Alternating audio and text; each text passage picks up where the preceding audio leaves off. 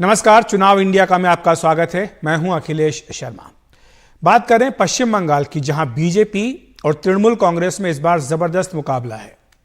दोनों पार्टियों का यही टकराव कोलकाता से दिल्ली तक सड़कों पर भी दिखाई दे रहा है, जहां टीएमसी बीजेपी पर केंद्रीय एजेंसियों के दुरुपयोग का आरोप लगाकर सड़कों पर है।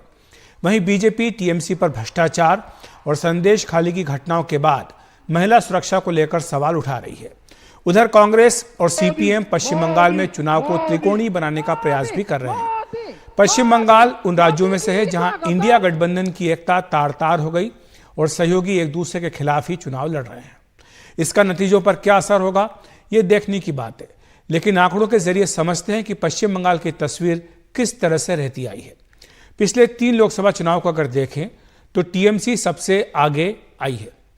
टीएमसी को राज्य की 42 लोकसभा सीटों में से 2009 की बात करें तो 31.2% वोट हासिल हुए थे। वहीं 2014 में 39.4% वोट मिले थे और पिछले लोकसभा चुनाव में 43.3% वोट टीएमसी को मिले थे। इनको अगर सीटों में कन्वर्ट किया जाए तो पश्चिम बंगाल में टीएमसी का किस तरह का प्रदर्शन रहा है। 2009 में 19 सीटें, 2014 में 34 सीटें और 2019 में 22 सीटें टीएमसी ने जीती। यानी टीएमसी के पक्ष में चाहे करीब 4% का स्विंग रहा हो पिछले लोकसभा चुनाव में, लेकिन उसे 12 सीटों का नुकसान यहां पर हुआ। और वहीं पश्चिम बंगाल में बीजेपी का उभार जो है उस पर भी चर्चा कर लेते हैं। ये हैरान करने वाला है। बीजेपी पिछले 10 साल में ही पश्चिम बंगाल में प्रमुख विपक्षी दल बनकर उभरी है और अब वो टीएमसी को बराबरी की टक्कर दे रही है। 2009 के आंकड़े देखें तो बीजेपी को 6.14% वोट के साथ केवल 1 सीट मिली थी। 2014 में 16.8% वोट मिले थे, जबकि 2019 में बीजेपी के वोटों में जबरदस्त इजाफा हुआ और ये 40.3% तक पहुंच गए। ये एक बड़ा उफान था बीजेपी का, आप इसको कह सकते हैं। सीटों की बात करें तो 2009 में 1 सीट केवल मिली थी, 2014 में 2 सीटें और 2019 के चुनाव में यह बढ़कर 18 सीटें हो गई। यानी स्विंग की अगर बात करें तो बीजेपी के पक्ष में करीब 23.5% का स्विंग हुआ। दरअसल बीजेपी के इस उभार के पीछे मोदी फैक्टर के साथ ही लेफ्ट कांग्रेस का गर्त में पहुंचना भी है। इन दोनों ही दलों के वोट बड़ी संख्या में बीजेपी को चले गए, लिहाजा जहां टीएमसी का वोट प्रतिशत लगातार बढ़ रहा है, बीजेपी को लेफ्ट कांग्रेस के वोट मिलने का फायदा मिला।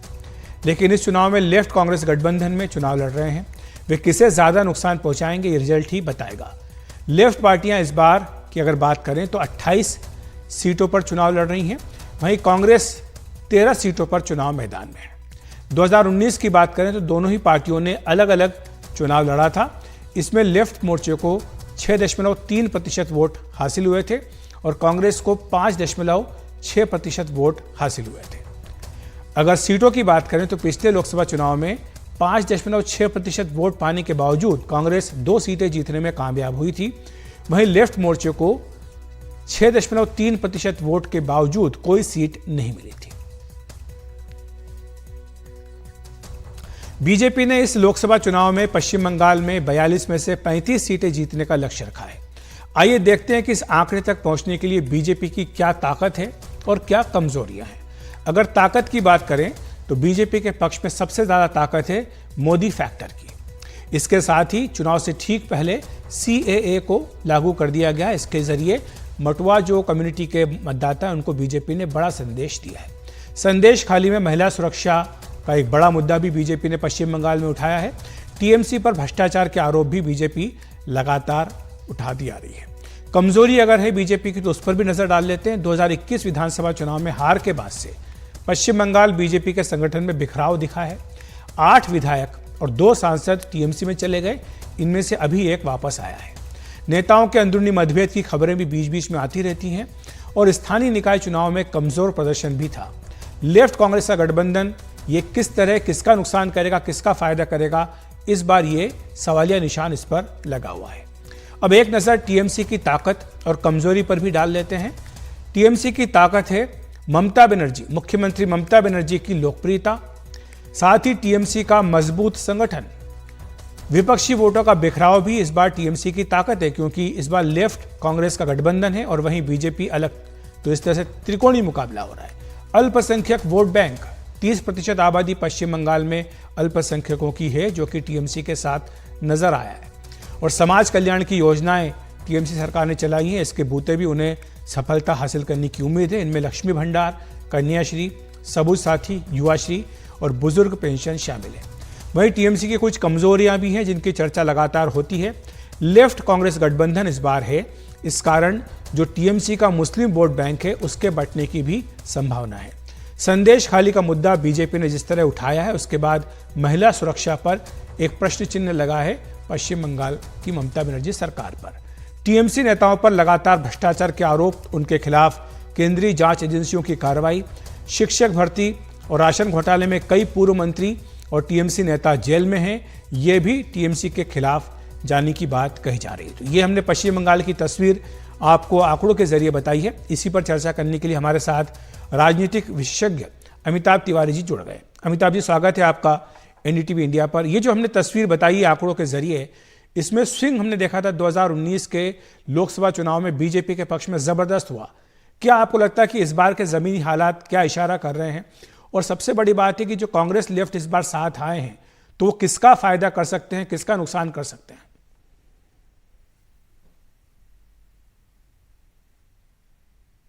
जी, इस बार का अगर चुनाव देखा जाए तो तीन बातें महत्वपूर्ण हैं।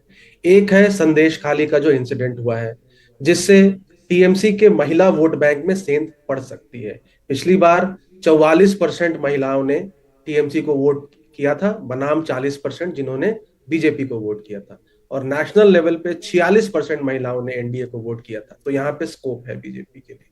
दूसरी बात है जो आपने बताई, सीएए के इम्प्लीमेंटेशन की। अब सीएए इम्प्लीमेंटेशन का पूरा जोर जो है वो अगर भारत के अन्य राज्यों को छोड़ दें तो बंगाल और आसाम में ज्यादातर हमें देखने को मिलेगा, जिसकी वजह से सिग्निफिकेंट कंसोलिडेशन या पोलराइजेशन चुनाव में हो सकता है। और वहां पर मुस्लिम मतदाता लगभग 30% है, भारत की जो आबादी है 15% उससे दुगनी। और तीसरी बात है जो आईएनसी और सीपीएम अलग अलग लड़ रहे हैं। यहाँ पर कहीं ना कहीं मुझे लगता है कि ममता बनर्जी ने एक गलती की है, एक ओवर कॉन्फिडेंस दिखाया है कांग्रेस पार्टी के साथ अलायंस नहीं करके। अगर कांग्रेस पार्टी के साथ अलायंस हुआ होता तो कांग्रेस पार्टी को पिछली बार लगभग 6% वोट मिला था, उसमें से 5% लगभग मुस्लिम समाज का वोट है, जो कि आसानी से ट्रांसफर हो सकता था टीएमसी को। और बीजेपी पिछली बार 6 सीटों पर 5% से भी कम मार्जिन से जीती थी, तो वो सीटें बीजेपी के लिए खतरे में आ सकती थी। लेकिन इस बार क्योंकि अलग अलग लड़ा जा रहा है, ऐसी 12 सीटें हैं जहां बीजेपी 10% के कम मार्जिन से पिछली बार हारी है। अगर कांग्रेस पार्टी 10-15% भी मुस्लिम मतदाता को अपनी ओर खींच लेती है तो टीएमसी का खेल जो है इन 12 सीटों पर बिगड़ सकता है, क्योंकि पिछली बार की लीड जैसा आपने बताया सिर्फ 3% की ही है टीएमसी की। लेकिन अमिताभ जी, इसमें अगर हम पिछले विधानसभा चुनाव की बात करें, हालांकि वो आंकड़े अभी हमने नहीं बताए, लेकिन आप जानते हैं कि पिछले विधानसभा चुनाव में बीजेपी को 77 सीटें मिली थी और जो वोट प्रतिशत भी था वो 2019 के लोकसभा चुनाव की तुलना में घटा था। तो ऐसे में बीजेपी की आपको लगता है कि इसकी भरपाई कर सकती है? नहीं, देखिए, विधानसभा चुनाव और लोकसभा चुनाव में फर्क ये हो जाता है कि विधानसभा चुनाव में जरूर सीएम का चेहरा एक इंपॉर्टेंट फैक्टर होता है, और बीजेपी के पास ममता बनर्जी के लेवल का सीएम चेहरा वहां पर नहीं था, या आज भी नहीं है शायद। लेकिन जब एक नेशनल इलेक्शन की बात होती है तो पीएम चेहरे के ऊपर पिछली बार 37% लोगों ने पूरे देश भर में वोट किया था। बंगाल में भी 24% लोग पीएम चेहरे के ऊपर वोट करते हैं। तो ममता बनर्जी कहीं ना कहीं एक पीएम चेहरा तो नहीं है। हाँ, अगर वो इंडिया ब्लॉक में होती और इंडिया ब्लॉक उनको अगर पीएम चेहरे के की तरह प्रोजेक्ट करता तो शायद उनको इसका फायदा मिल सकता था।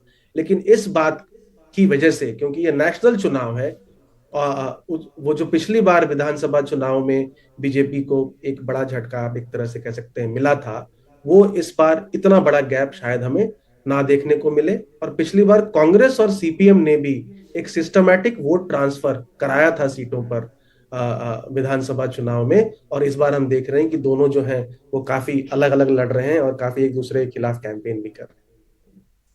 जी, और इसमें एक बात ये भी आ रही कि जो योजनाएं हैं ममता बनर्जी सरकार की समाज कल्याण की, महिलाओं के लिए, बुजुर्गों के लिए तमाम तरह की योजनाएं, और साथ ही जिस तरह से वो आरोप लगाती है कि केंद्रीय एजेंसियों का दुरुपयोग किया जा रहा है, केंद्र भेदभाव कर रहा है पश्चिम बंगाल के साथ, आपको लगता नहीं कि ये सारे वो इमोशनल मुद्दे हैं जिसको लेकर ममता बनर्जी बड़ी आसानी के साथ पश्चिम बंगाल की जनता को लुभा सकती है? क्योंकि हमने देखा है कि जो भावनात्मक मुद्दे हैं वो पश्चिम बंगाल में काफ़ी प्रभावी होते हैं।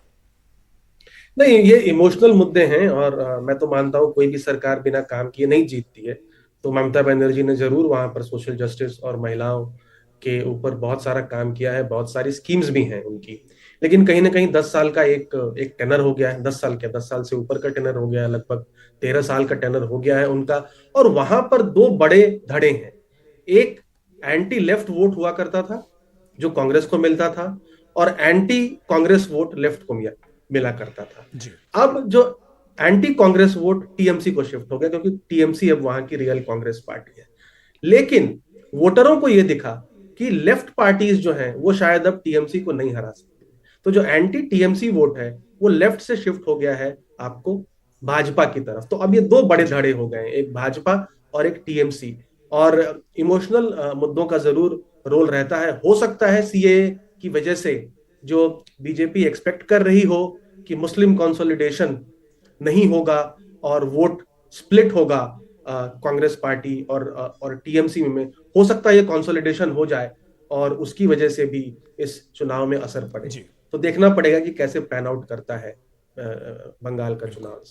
जाहिर है इसके लिए तो चुनाव परिणाम का इंतजार करना होगा, लेकिन निश्चित तौर पर पश्चिम बंगाल की सियासत काफ़ी दिलचस्प हो गई। अमिताभ जी, धन्यवाद आपका हमारे साथ जुड़ने के लिए और विस्तार से समझाने के लिए इस पूरे घटनाक्रम को। वक्त एक ब्रेक का, ब्रेक के बाद तुरंत हाजिर होते हैं।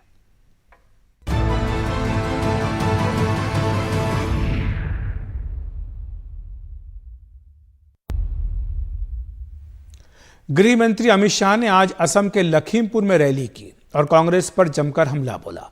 गृह मंत्री ने कहा कि नेहरू के राज में जब चीन ने आक्रमण किया तो असम को अकेला छोड़ दिया गया था। उन्होंने यह भी कहा कि मोदी राज में चीन भारत का 1 इंच भी जमीन नहीं ले सका है। जब चीन का हमला हुआ, लड़ने की जगह वायु प्रवचन में जवाहरलाल नेहरू ने आसाम को बाय बाय कह दिया था, आसाम को छोड़ दिया था। आज को आसाम की जनता ये भूल नहीं सकती। और परिवर्तन क्या है? नरेंद्र मोदी की सरकार है। चीन अपनी 1 इंच भूमि पर भी कब्जा नहीं कर सकता। इस प्रकार का शासन नरेंद्र मोदी जी ने दिया है। तो चुनाव इंडिया का में आज इतना ही। नमस्कार।